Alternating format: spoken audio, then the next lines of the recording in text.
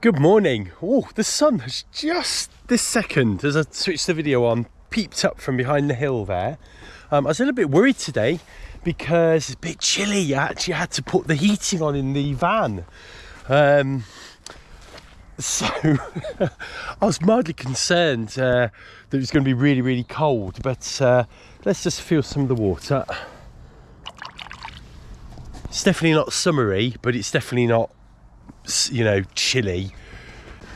Some good news is I'm well enough with my back to get out there and have a sail, so that's brilliant. I've been itching to sail properly, and it's just been, it's been a terrible sort of time really, but I'm getting much better, and yeah, hopefully this will be the beginning of me on the mend. So I think without much further ado, today we're going to get on the boat and go for a sail, and see how that goes. It really is turning out to be a beautiful day. Weather's not so good down there, but the wind should be coming from this way today. So we're merrily motoring. We know the wind's coming almost from our starboard beam stroke quarter. You can tell I've been doing my my day skipper theory, and what I'm now going to do is get the jib out, see if we can do a bit of sailing on the jib.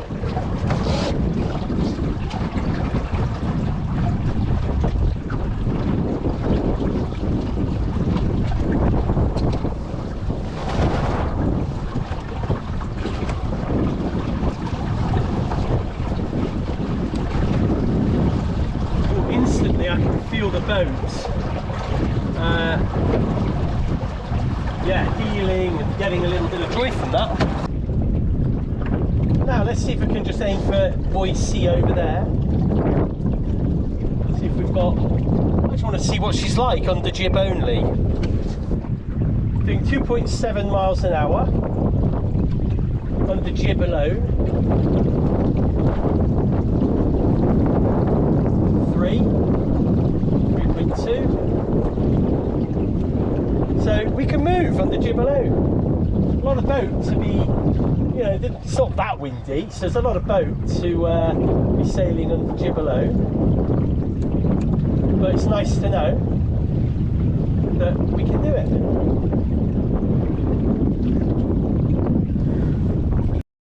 There's Boy C over there. I don't know if you can see on the camera, it's right off our beam, so we've done quite well. Only took us about 5 minutes. And now what we need to do is get this main out. So I've got a little rubber band around the main, and to get the main out, really we need to point the boat into the wind a little bit. So that's what we're doing now.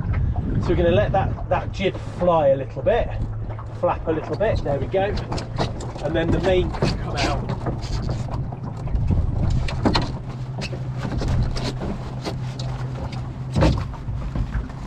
So we're almost sort of hove to in a kind of way, probably are now. And now we're gonna be forced to jibe, or tack. Actually, that was a tack.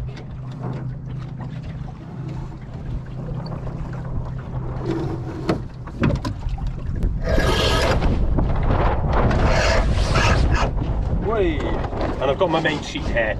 And there we go, we're sailing. The wind is all over, as you can see. So we're going to do a little jibe now. I think we're almost running, that's why. So let's do a little jibe. That's it. Whoa.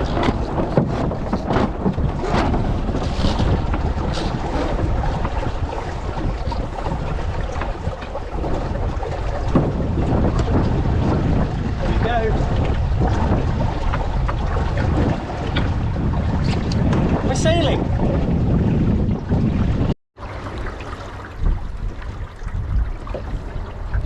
You know, you can see we are moving quite well. There's a weather station there. You can see how merrily we're going along now. 5.6, 5.7. We're kind of averaging, you know, above 5 miles an hour now on this reach. And we are literally almost at the Bala Camping and Enchanted Forest. So that's taken like half an hour. That's got to be a bit of a record, to be honest with you. Just caught a really big gust there. We were heeling over quite merrily there, caught me by surprise.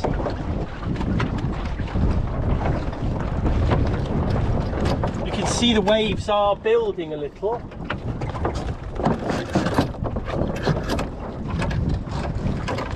It is quite a grumpy wind, you know. You don't quite know where it's coming from. It's supposed to be coming from over there, but it certainly isn't sometimes. This little spot over here, and if you can see, is a little spot I often stop. Well, I'd say often stop. I haven't really ever stopped there other than with some friends and family. It's a nice little spot, quite sheltered. Way, there we go.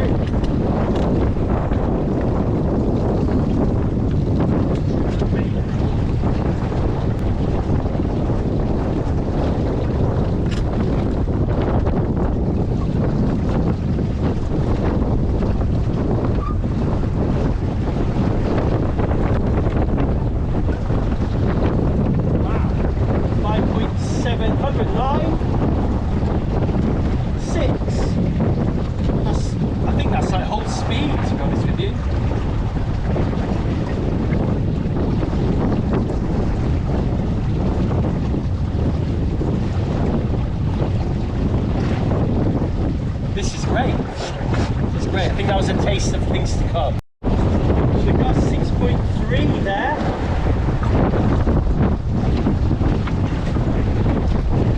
Oh yeah.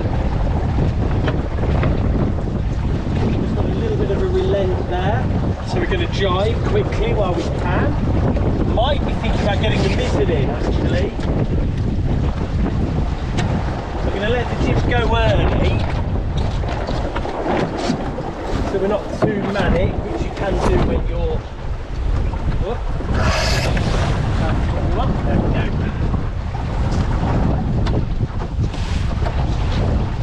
Feel the waves hitting the beam, the beam of the boat.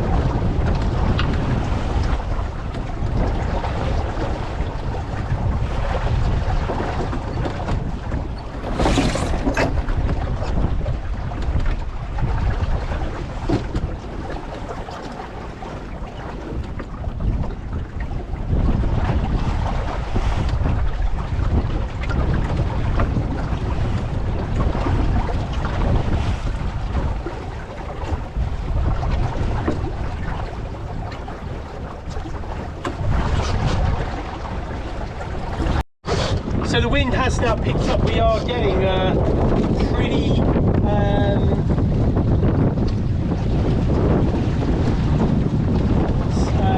constant, we're looking for 8 to 9 miles an hour. We're now at 10 just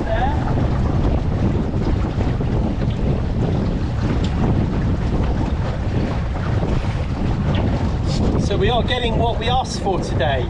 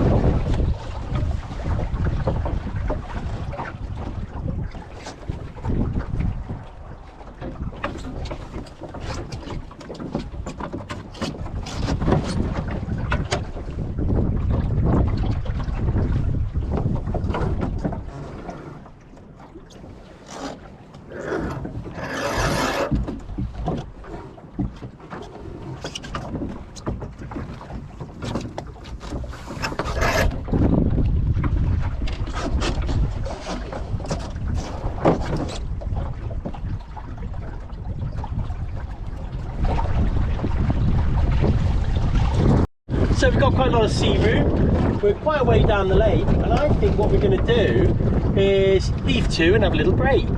So there are two ways to heave to on this boat. The first way is the classic way. But you need to get rid of the mizzen.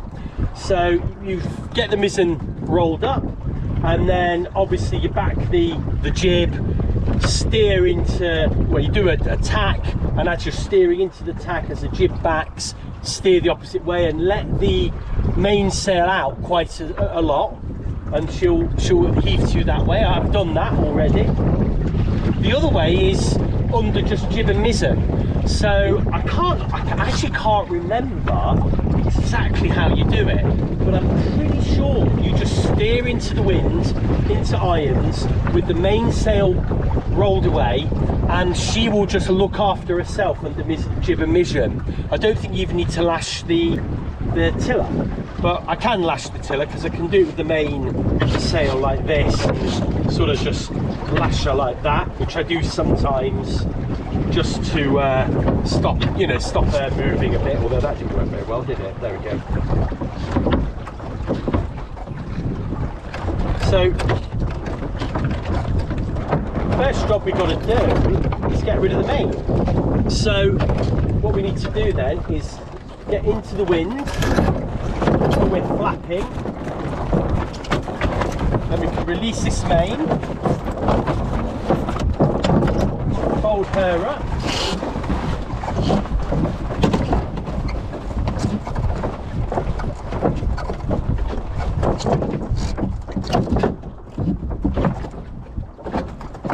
there we go. And now we're effectively sailing under jib and mizzen. Wind's coming from over there, so we want to now point into the wind. In fact, we'll just come away. We're going to bear away just to get some speed.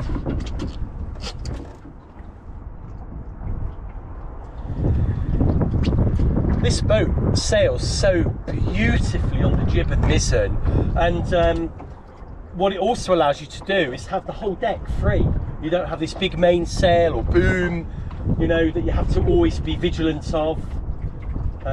Even though I don't have a boom, I wouldn't fancy getting knocked on the head with that block. And in high, stronger winds, this is a way to reef the boat, to remove the mainsail completely and just sail under jib and mizzen. Pretty clever. So let's steer into the wind. Let's let that, I think you let the jib back there, and then I think there we go. Let's just, it feels normal to always be against the jib, and let's just see what happens. So the jib's back, so we're pointing pretty much into the wind. You can see us moving this way. Whoa, with some gusto, I must say. But as we reach this way, the wind will catch the mizzen. Now, the mizzen actually needs to be sheeted in quite flat. I forgot about that. There you go. And the mizzen will take over, and it will balance the boat. Pretty cool, eh? Look at that. And now you can see us moving to port a little bit. There you go, we're moving to port. And as we get to the point where the wind is on the mizzen, the jib more than the mizzen, we'll start to see the mizzen push the boat round again. We're still going to port at the moment. And we're literally, I'd say we're almost pointing into the wind there.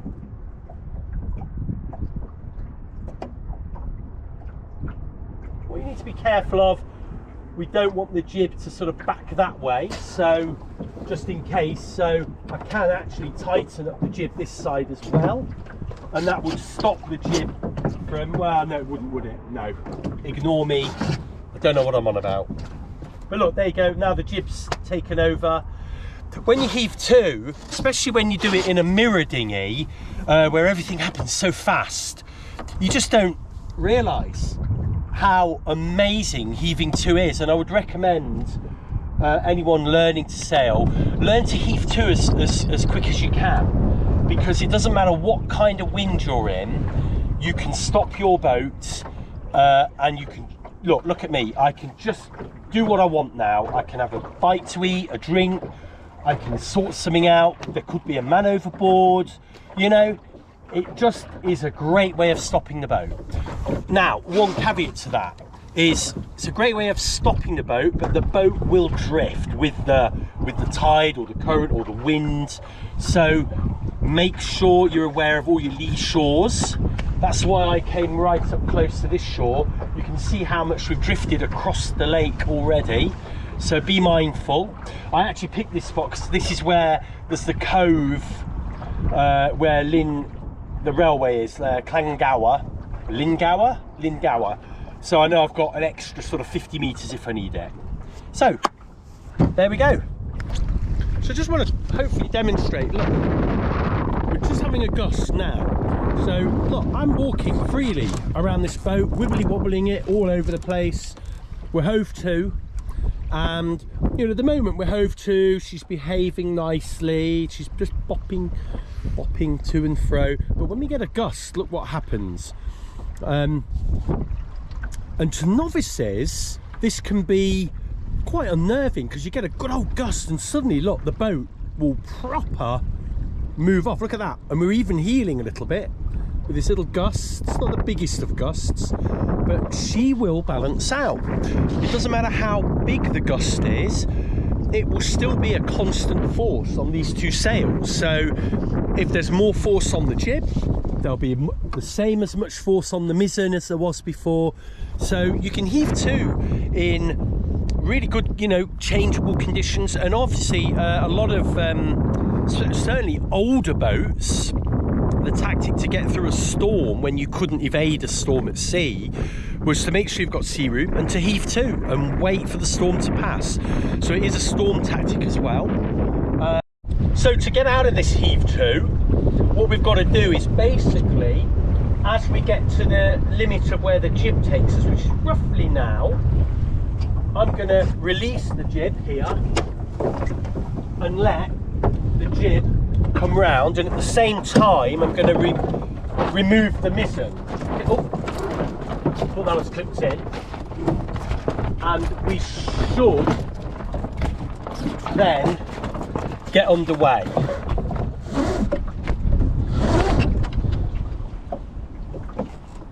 And then all we need to do is kind of jibe before we get too close to this this shore. There we go.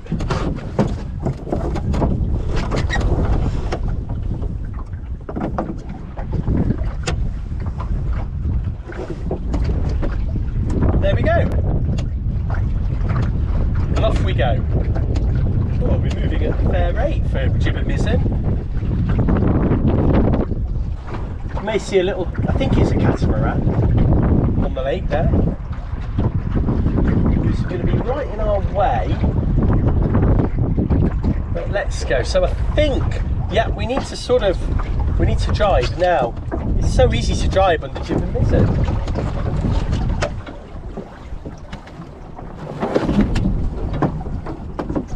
Might not have gone far enough there. Yeah, not quite far enough. Let's come down a little.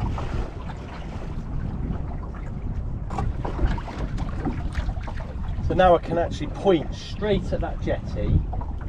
My hope is, oh, I put the line the wrong way.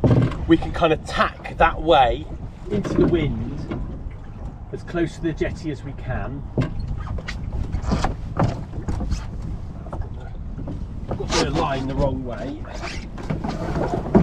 We're going to be coming up this side. We don't need our fenders out because there's tyres everywhere.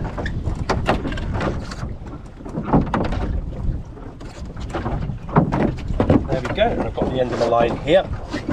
Whoopsie.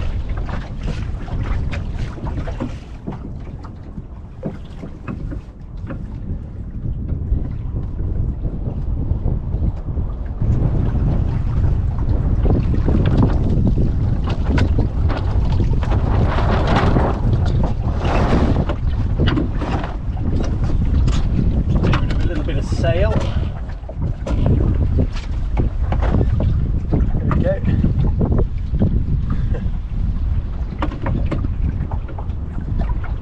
Nearly there.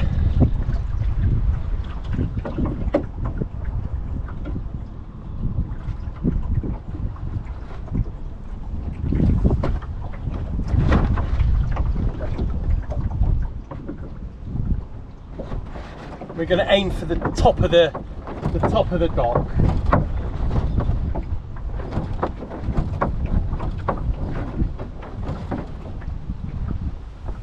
Hopefully.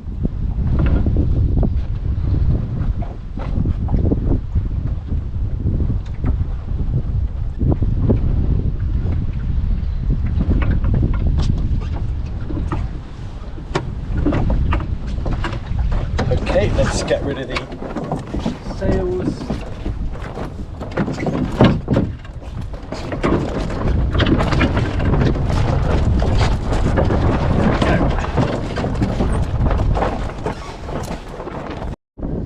So I've never docked here, so this is actually, I did have a bad memory here. Well, it's not really a bad memory. This is where I capsized and then I floated all the way into this beach here, and that's where I ended up when I had my major turtling moment last season. But whenever I've tried to moor up here, there's always been loads of fishermen or loads of kids jumping off, you know, so I've always stayed away really, but we'll take advantage of it not being so busy. It's a nice spot actually. Oh, there's a procession of boats there. Hang on, the boats come away. I just had to retie Lulu up. She was I didn't put her through the rear eyelet on the dock there, so just needed to redo her. She's looking pretty safe now. You can see the lake's starting to sort of wind down, I think. Oh no, it's not, I beg your pardon, no. There you go, these paddleboards are all going on. The kids are all running towards the paddleboard, so she's obviously brought them down so the kids can go on them.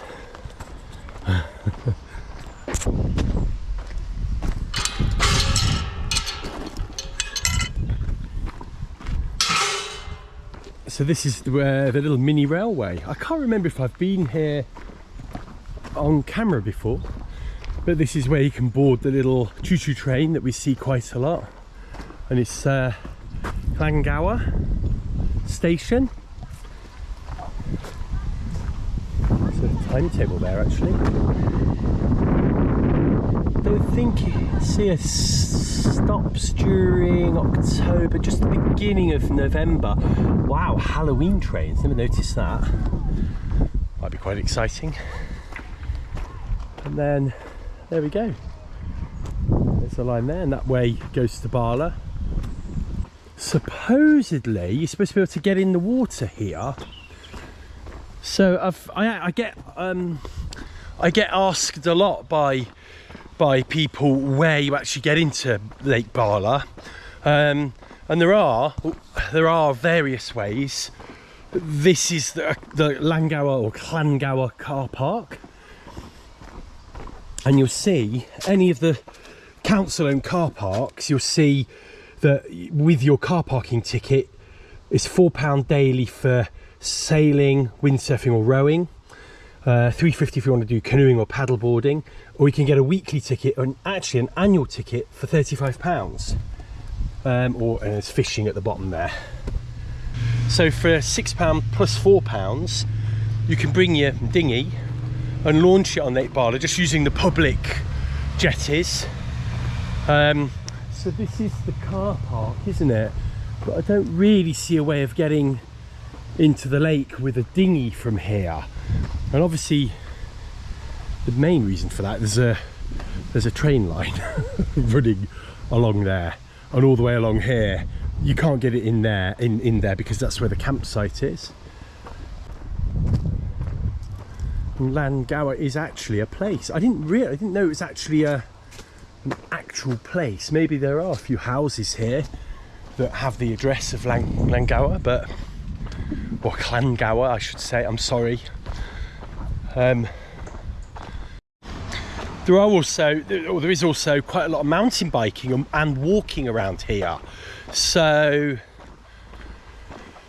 let's have a little look at the map here.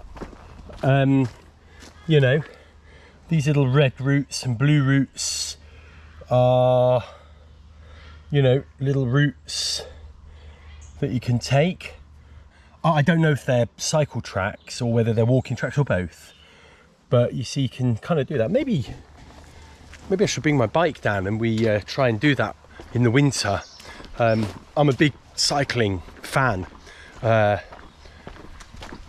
I may have mentioned. Cycling is great. I love it. I watch all the tours on the telly, France, Spain, Italy. I'll watch any cycling I can. I love the track cycling as well, and I love mountain biking as well. I've always loved mountain biking. So I didn't realise, I think you can drive in here.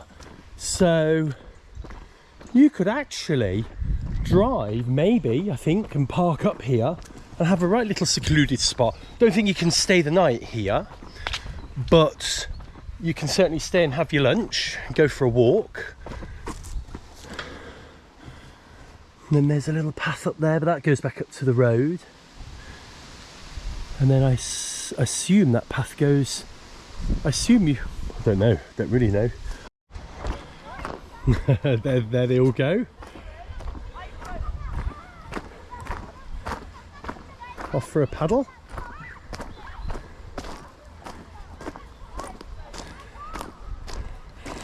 One thing I've learnt about this lake is it is such a great place. So many people use it. There's campers, you know, with no intention of sailing, but there's, you know, they love just being part of it and seeing this.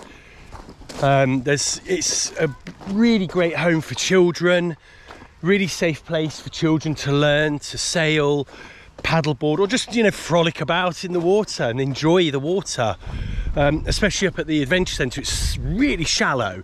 You can take little babies in it and all kinds of things. So, you know, and you're well protected and looked after here. There's people like me. I come here to adventure and explore, and, you know, for 2 seasons, it's really given me that, you know. Obviously, it's not a, you know, obviously I want to spread my wings at some point, but I can't really complain. We're coming back to Lulu. I'm wondering whether there's not much wind here. I'm wondering whether we could cast off under sail. I was going to try and use the sail to get off here. The wind, as you can see the flags there, coming from roughly over there. So I need to get my beam going that way. And as you can see, there's a whole load of kids in the way there. Don't think they're going to be moving out of the way soon, because they came on from the shore here in the boats, pilot boats there. So I think we're going to use the motor to get off. That's actually a first for me. I don't know if you can see dead ahead, there's a tiny white dot. That's actually a swan. It's the first swan I've ever seen on here. This is one of the problems you can have with the mizzen. If you let the mizzen sheet go a little bit slack, you can see at the end that the bumpkin here is flipped over.